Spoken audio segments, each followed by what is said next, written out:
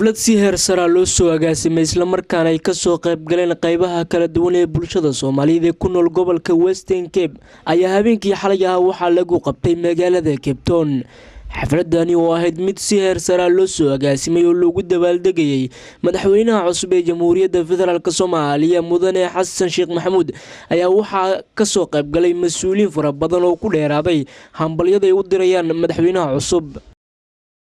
waxaan halkan hambalyo aad maanta caawa dareenkayga ma la soo koobi karo farxadda macnaha darteeda hadalkii aankay oo igaaga lumaya marka waxaan hambalyo leeyahay madaxweynaha Jamhuuriyadda Federaalka Soomaaliya Xassan Sheekh Maxamuud. السلام عليكم ورحمة الله وبركاته.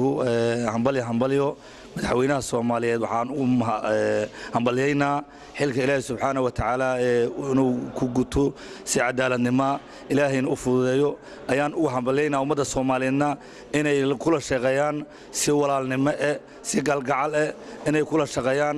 بسم الله الرحمن الرحيم. أنا جو سعدي محمد كولمية.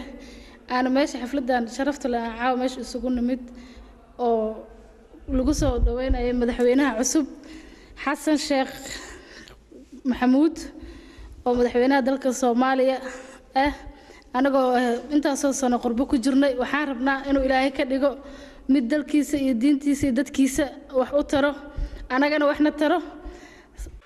si kastaba haatee xafladani ayaa midii abid ugu weyneyd ay qabtaan Soomaalida ku nool wadanka South Africa isla markaana ay ugu dabaaldegayaan habeenkii labaad doorashadii uu ku guuleystay madaxweynaha Jamhuuriyadda Federaalka Soomaaliya Mudane Xassan Sheekh Maxamuud. Cabdullaahi Maxamuud Amiin Cabdullaahi Qorshe telefishinka qaranka Soomaaliya magaalada Cape Town wadanka South Africa.